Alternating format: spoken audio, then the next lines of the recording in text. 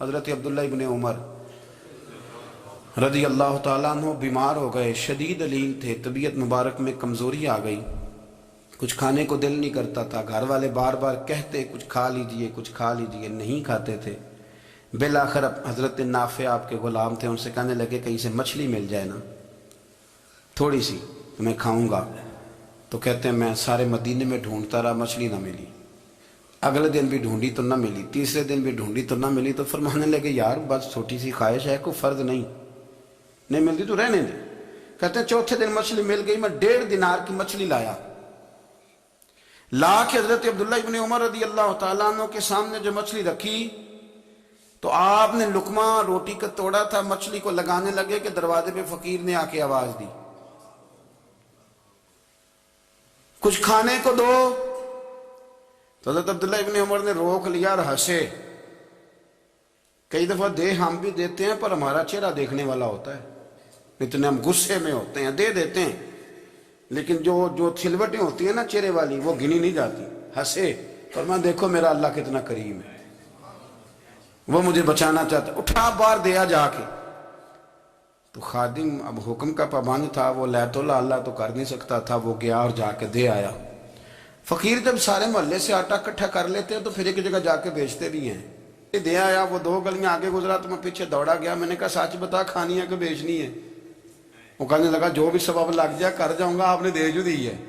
تو کہتا ہے میں نے اسے کہا کہ یہ 1.5 دینار کی میں نے خریدی تھی، اگر تو 2 دینار کی مجھے بیچ دے تو آج کل مچھلی مدینے میں مل نہیں رہی تو میں اپنے آقا کو دے دوں گا، وہ یہی کھائیں گے، بیمار ہیں۔ تو کہنے لگا جی بسم اللہ، مجھے کیا اعتراض ہے، 2 دینار مل رہے ہیں، 1.5 کی مچھلی، اور 1.5 کی بھی کسی نے نہیں خریدنی تھی، اب تو پک گئی۔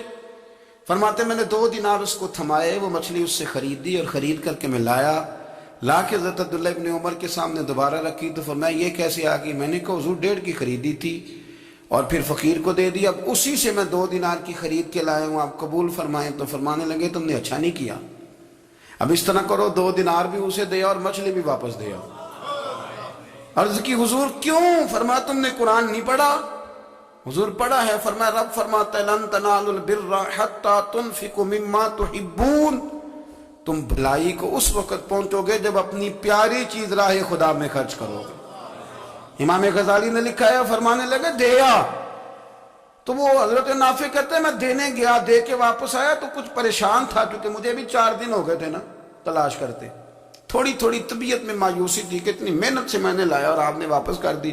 تو حضرت عبداللہ ابن عمر نے مجھے قریب بٹھایا، پھر مجھے تھپکی دی، فرمانے لگے پتر میں نے ویسے بھی کبھی جھوٹ نہیں بولا اور آج کل تو میں ویسے ہی بیمار ہوں، ٹائم ہی نہیں، وقت ہی نہیں، موقع ہی نہیں جھوٹ بولنے کا، میں تجھے سچ بتاؤں مجھے مچھلی کھا کے اتنا سکون نہیں ہونا تھا جتنی اللہ کے راستے میں خیرات کھا کے مجھے سکون ہوا۔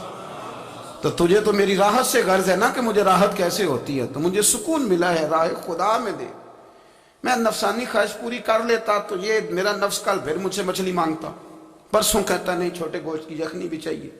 ہم لوگ الجھ گئے ہیں، بہت بڑے قیدی ہیں اپنے آپ کے، بڑے قیدی، سارا دن اپنی خواہشات کی تکمیل میں بھاگے رہتے ہیں، بڑے بڑے سونے نوجوان۔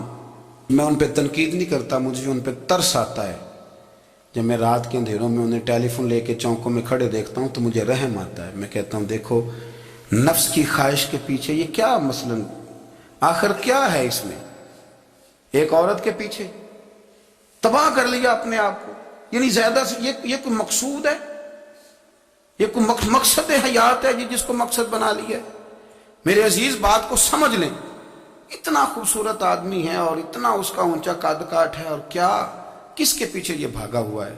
بڑا سمجھدار، دانشور، عقل مند آدمی، ذی روح بندہ، لیکن اس کا سٹیٹس آپ یہ ملاحظہ کریں کہ وہ 20-40 ہزار کی خاطر جھوٹ بولتا ہے، دھوکہ دیتا ہے، فریب اور فراڈ کرتا ہے۔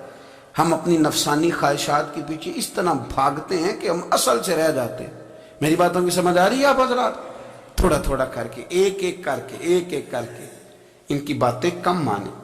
وہ ضروری تو نہیں نا کہ سویرے ناشتہ بازار سے اپنی مرضی کا تگڑا کیا ہے، بازار سے لا کے پوڑیاں چنے بہترین کھائے، اور پوڑیاں چنے ابھی کھائے نہیں، شاپر میں ڈالے ہوئے ہیں، اور وہ لے کے ابھی آ رہا ہے تو ساتھ ہی رستے سے گوشت بھی چھوٹا اچھا لگا تو 2 کلو وہ بھی لے آئے کہ پوڑیاں چنے کھاؤں گا اور دوپہر کے لیے گوشت پکاؤں گا۔ او پہلے یہ تو کھا لے صاحب، اس سے تو نجات پا لے، یہ پتہ نہیں ہضم ہوتا ہے کہ کچھ اور کرتا ہے تیرے ساتھ، لیکن وہ گوشت بھی ساتھ لے آیا۔ یعنی ٹیبل پہ، ناشتے کے ٹیبل پہ بیٹھ کے فیصلہ ہو رہا ہوتا ہے کہ ہم نے کیا کھانا ہے، ہم نے کدھر جانا ہے۔ سنگیو یاد رکھو، باتوں کو سمجھو اور غور کرو۔ یہ تھوڑا تھوڑا کر کے جب ہم چھٹکارا حاصل کرنے کی کوشش کریں گے نا، چھٹکارا حاصل کرنے کی، کئی جگہ سے، کسی جگہ سے اگر آپ کو تنبیہ ہوتی ہے نا، تنبیہ، اس میں بھی بڑا مزہ آتا ہے، اس میں بڑا۔ ہمارے ایک بزرگ تھے، تو ایک دن نا میں گیا تو کہنے لگے الحمدللہ آج میں بڑے سکون میں ہوں۔ میں نے کہا جی وہ کیا ہوا؟ کہنے لگے میں اپنے آپ کو بڑا پیر صاحب سمجھنے لگ گیا تھا۔ تو ایک وابڈا کے کسی آدمی سے کام تھا، تو میرے ایک دوست نے مجھے کہا کہ پیر صاحب اس کو ٹیلی فون کر دیں، سنا ہے آپ کا عقیدت مند ہے۔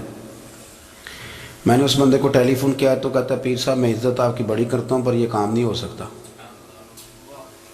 کہتے ہیں جب اس نے مجھے کہا نا تو کچھ بھی نہیں، تو مجھے بڑا مزہ آیا، ورنہ میرا تو نفس پھول گیا تھا، میں تو سمجھتا تھا کہ جو میں کہتا ہوں ویسے ہی ہو جاتا ہے۔ کہتے اس نے تھوڑا سا نا مجھے لیول میں کیا ہے، مجھے مزہ آیا۔ یہ لوگ نا اپنے اوپر بوجھ ڈالتے تھے، یہ تھوڑا تھوڑا پیچھے ہٹتے تھے، یہ سمجھتے تھے کہ اس طرح تو ہماری تکمیل رہ جائے گی۔ صبح سے شام تک اگر اسی نفس کی باتیں مانتے جائیں گے تو خرابی کرے گا۔ دولت کا نشہ ہے بھائی، دولت کٹھی کرنے والا کسی جگہ سیر نہیں ہوتا، حسن کا نشہ ہے، حسن کا نشہ ہے۔ حضرت ابو بکر شبلی رحمۃ اللہ علیہ فرمایا کرتے تھے جو تیری بیٹی کو خوبصورت سمجھ کے اس کے ساتھ نکاح کرنا چاہے اسے بیٹی نہ دینا۔ حضرت جی کیوں؟ فرمایا حسن تو تھوڑے دن کے بعد ختم ہو جائے گا، پھر وہ اس کی قدر نہیں کرے گا، وہ تو کہیں اور منہ مارتا پھرے گا۔ حضرت ابو بکر شبلی رحمۃ اللہ تعالی علیہ کی بیٹی خوبصورت تھی، ایک نوجوان کہنے لگا میرا نکاح کر دیں۔ آپ فرمایا